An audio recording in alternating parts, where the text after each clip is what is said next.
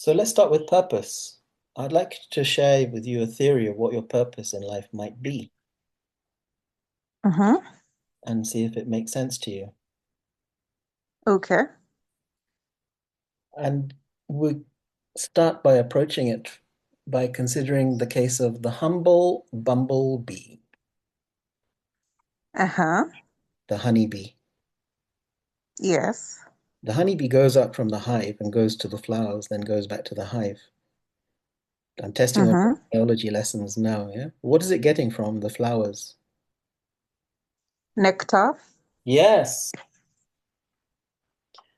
And as it goes from flower to flower, what is it also doing? cross-pollination. Yeah. And those cups for the pollen are attached to its legs below its body. It may not even know about the pollen. Isn't that possible? Yeah, true.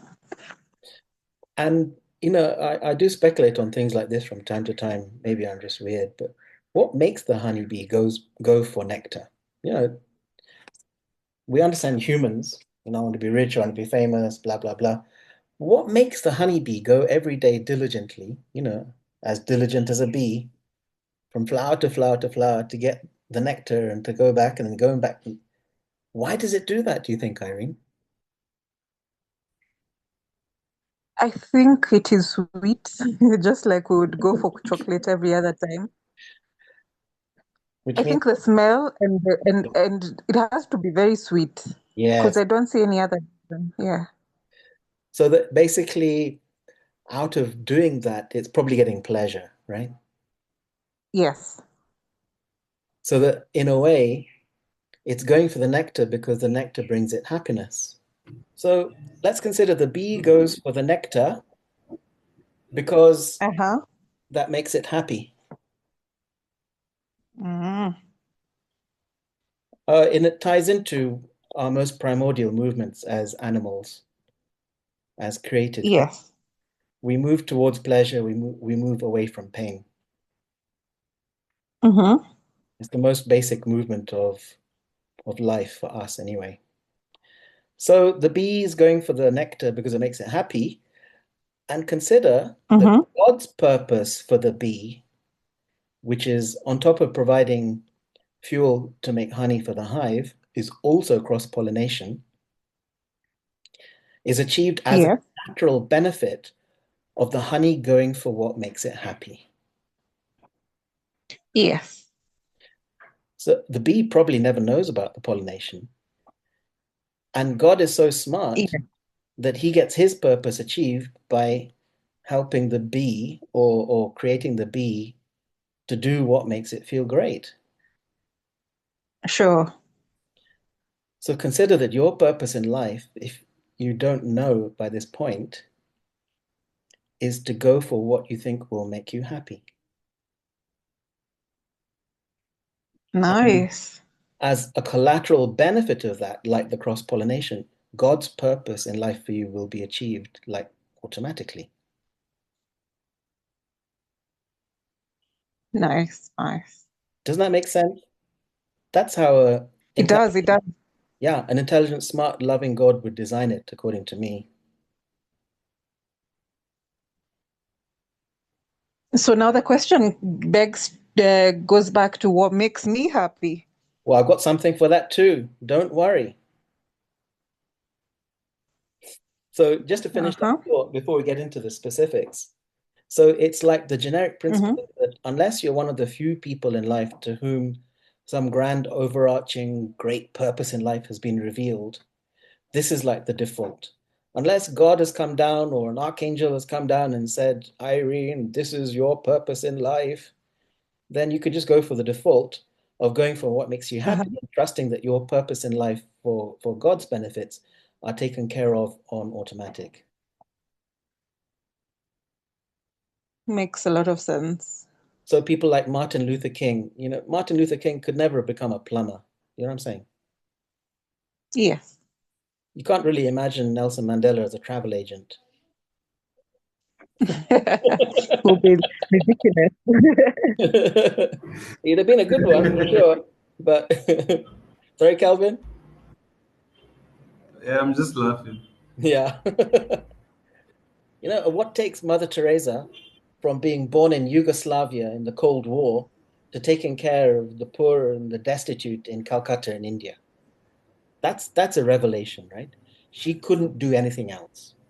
So some people Yeah.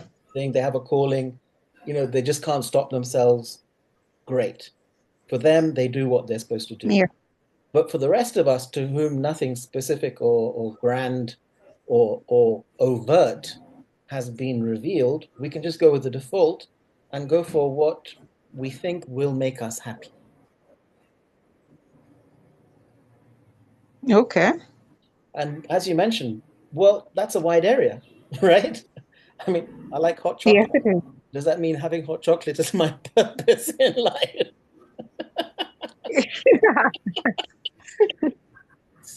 Probably you'll figure out how to It, make it better.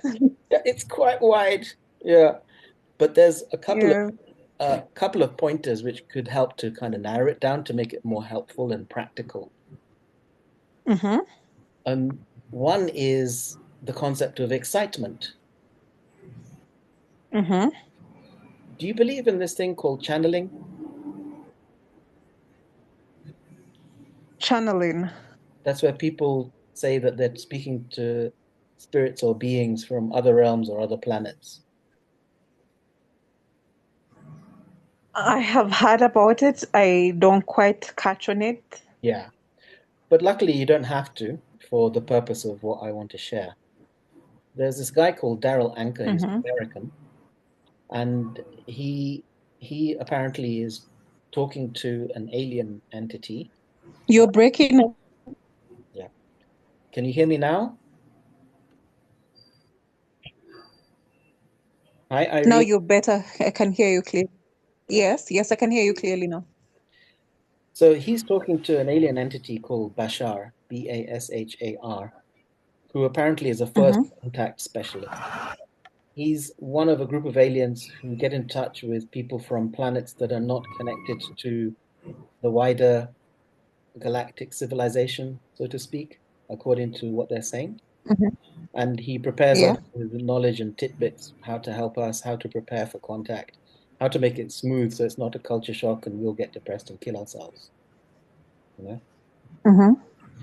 And one of the things that he shares, which is interesting, whether or not he's actually talking to an alien and whether the alien is blah, blah, blah, whatever, is this great phrase, which is excitement is a complete kit. Uh-huh. And what he means by that is Pardon? excitement is a complete kit, Kelvin. Kit. KIT, Okay, okay. by which he means that excitement shows you what to do, shows you what you will enjoy doing, and shows you what will reward you, uh, enough for whatever you want in life. So it's a complete kit. And how to think about that in this context to be helpful is you consider what are the things I could possibly do, be, or have that I think would be or could be exciting.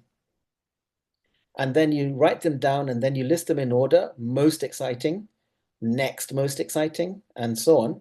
And then you do the thing which you think would be most exciting. And that is what will lead to your happiness in life. And that is how you will fulfill your purpose in life by going for what makes you happy. Consider what could be the most exciting thing and then go for that. If it works, great. If it doesn't work, great. Move on to the next thing. Update the list after a time. Does that make sense?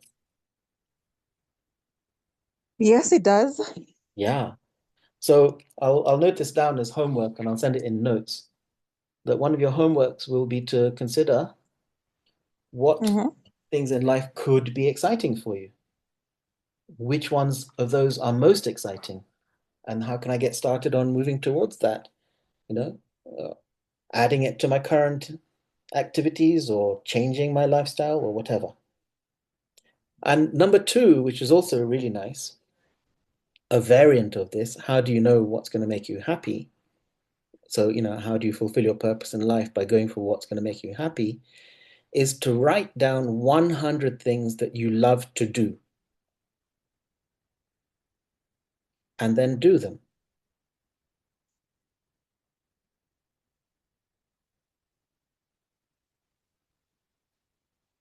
Could they reach 100?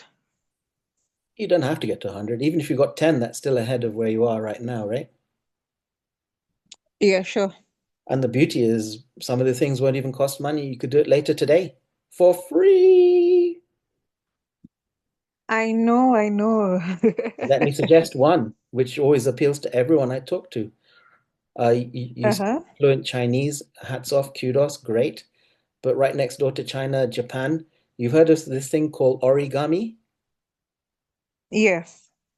Have you ever thought I'd love to know how to make a crane, the bird, out of a piece of paper? I used to be artistic growing up. Yeah. And you could do that. You can get a piece of paper, switch on YouTube, and within like half an hour, you'll be making cranes from paper. Isn't that fun? It is, it is. Then you can go to the nearby school and teach them on a day off. Wow. Wow. Yeah. Just to share some examples. So that's the Yeah. second part of homework is to make a list of 100 things or up to wherever you get to 100 things that you love to do, and then you do them. The ones that don't cost money or you don't have to prepare, you start now. And the others you build into your schedule if you want to do those things. And, in the context of what you think is going to excite you in life. So these are That's a great suggestions. There's suggestion. not it's not doctrine.